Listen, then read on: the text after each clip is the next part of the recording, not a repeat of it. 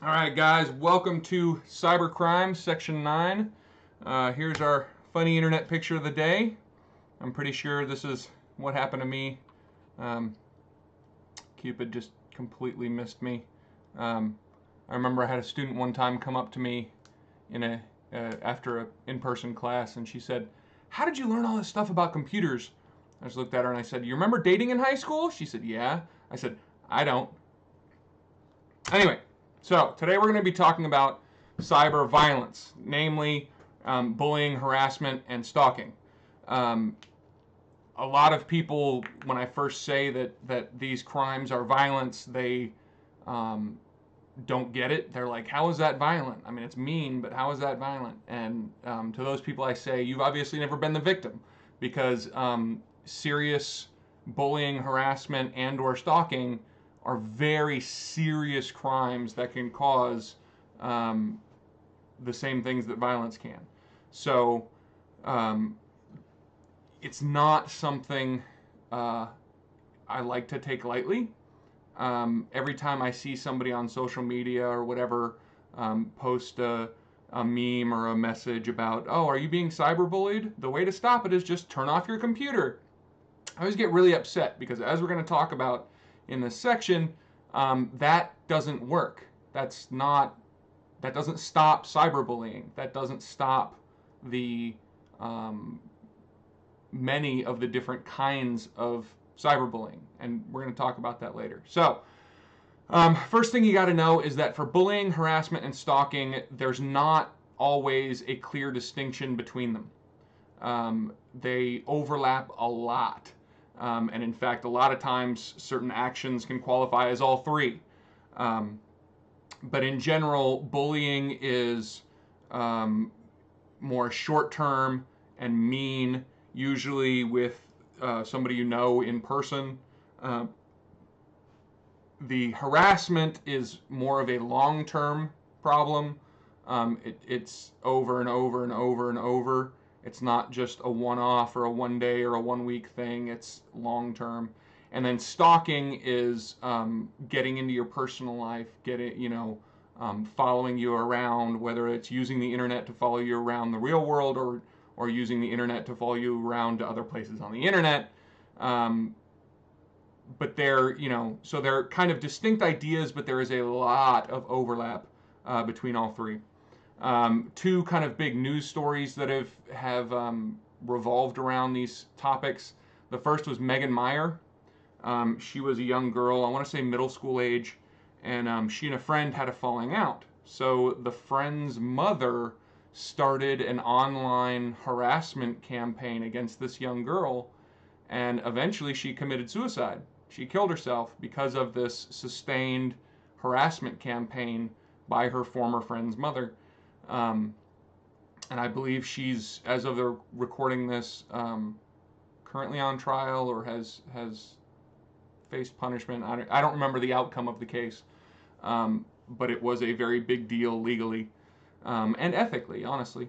And then the second thing we got to talk about is catfishing. Catfishing is a very specific form of these crimes where you kind of pretend to be somebody that doesn't really exist, and you form a relationship with somebody else on the internet, and they believe you to be one person, and you really aren't. So there was a famous episode of this in the NFL. I'm a big football fan. But there was a guy, I can't remember his name, but he was coming out of some university in California, I want to say. And right prior to the draft, when some NFL team was going to pick him to be on their team, it came out that his girlfriend didn't really exist. And at first, people were like, "Why would he make up this fake girlfriend?" And it took people a while to realize that, like, no, he was fooled too. Like, he actually thought this girl existed.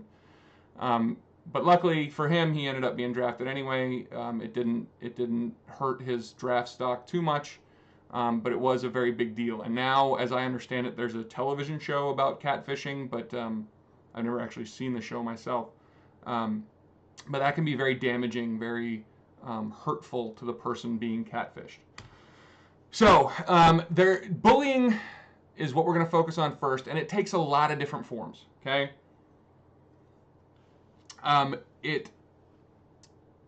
There's a lot of different ways that one person can bully another using the internet, right? So the first is flaming, which is essentially just hurling insults, getting in arguments, sending mean messages. Denigration is very similar, but it's more of a telling people, not necessarily calling them a jerk or something like that. It's more you're worthless, nobody likes you, you sit by yourself at the school cafeteria because you're a horrible person, blah blah blah blah blah. Just bringing the other person down. Impersonation is a big deal. That's where the bully pretends to be the person being bullied. So he'll set up fake social media accounts or forum accounts or chat accounts or whatever, and impersonate the person they're bullying and make them look bad, essentially. And there's lots of different ways to do that. There was a court case, I don't remember, a few years ago, where a student set up, I think it was a Facebook page, so it couldn't have been that long ago, a Facebook page for one of their teachers, and made the teacher, said he was a homosexual and said a bunch of kind of disparaging things about them. And it was very damaging to that teacher. There's outing, or as it's also called, doxing, which is essentially where the bully finds out something personal about the person being bullied and then posts it in public for all to see. Sometimes it's as simple as their address or their phone number.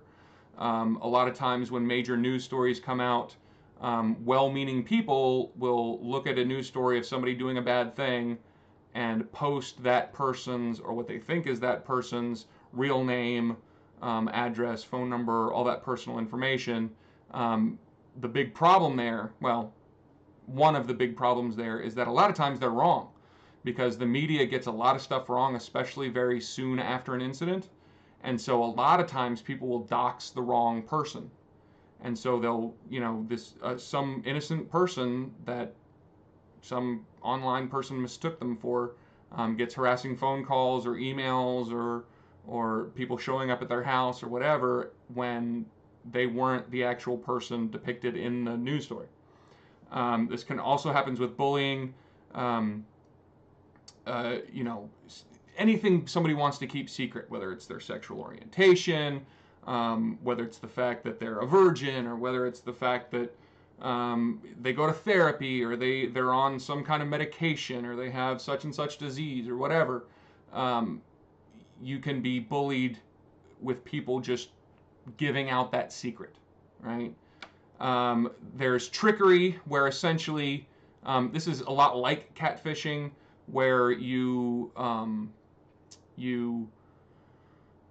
pretend, the bully pretends to be somebody they're not in order to get close to the person being bullied, to find out information or make them feel like they have a friend, and then at some point they reveal that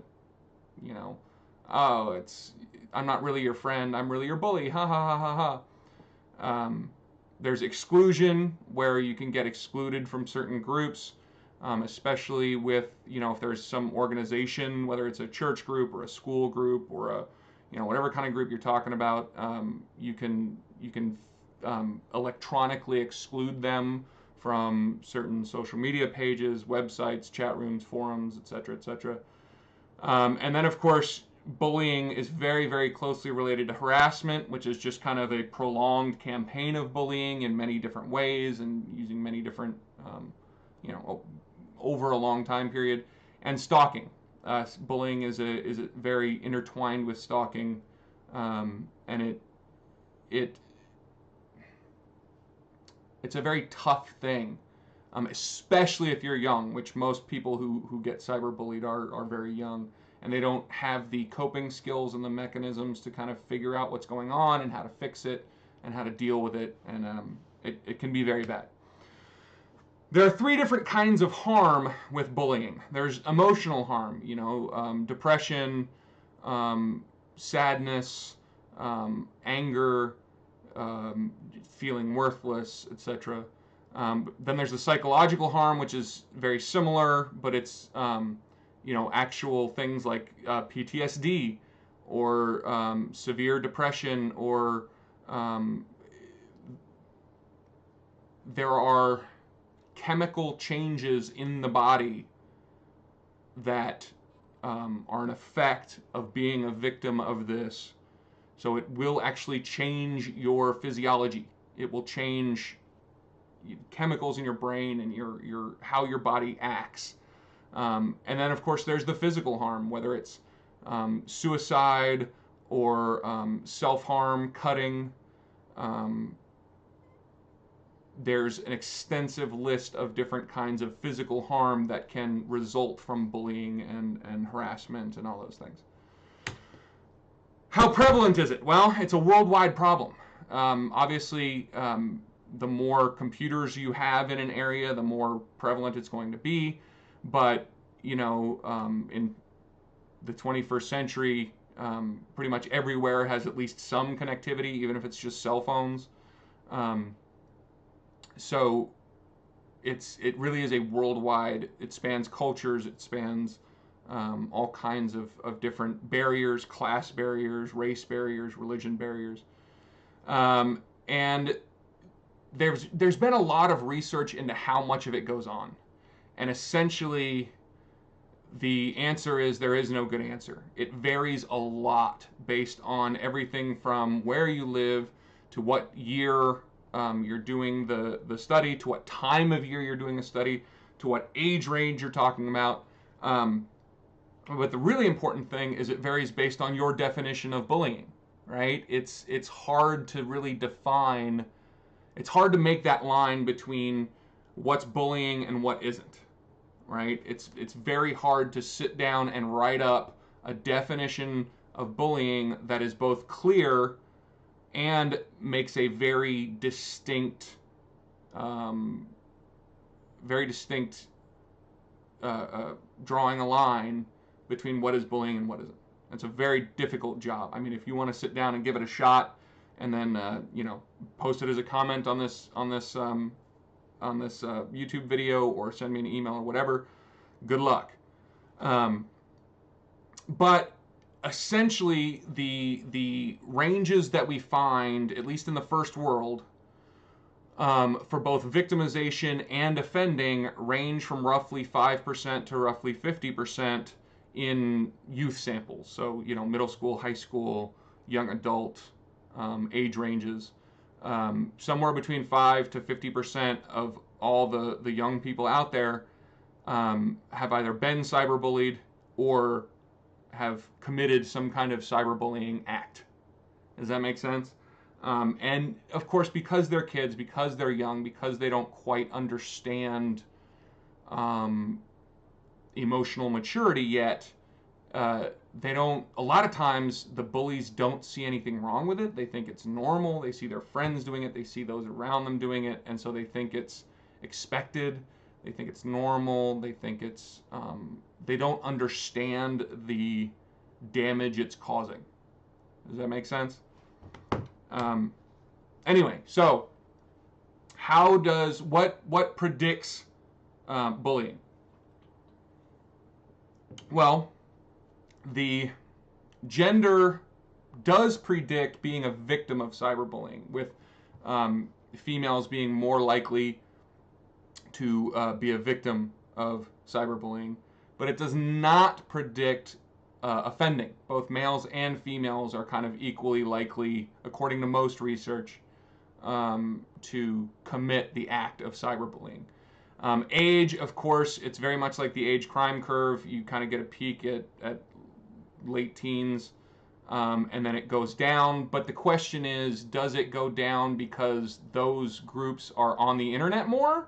Or does it go down because those groups are more likely to do it and be victimized by it more? So, there's not a lot of 70-year-olds on the internet to be cyberbullied. So it's interesting. Obviously, the cyberbullying goes up with social media use. So if you have a Facebook account, and a Twitter account and an Instagram account. And the more you use those and the more you are on the internet and on these social media platforms, the more likely you are to be bullied or to bully others. And then the more information you put out. So if your Facebook page is very bare, it doesn't have a lot of personal information about you, you are less likely to be bullied than somebody who puts everything out there: their name, their address, their phone number, what they like, what they don't like, their personal information and stuff. And then finally, if you're bullied in real life, you're much more likely to be bullied online. And if you bully other people in real life, you are much more likely to bully other people online. So most of these I would think are fairly obvious, but there is a big problem with this. And again, it's a lot of it gets dismissed as, oh, kids will be kids. But as we see on news reports and through statistics and research, this does have a very serious impact on people. It's not the kind of mild, everyday, normal kind of thing. It results in permanent psychological symptoms. It results in death in extreme cases. It is a much bigger deal, I think, than society is ready to admit. I hope as time goes on and the people who grew up with computers become older, this will be seen as a more serious issue, because it is a serious issue. But we're going to come back in just a minute and finish up this chapter. So thank you for watching.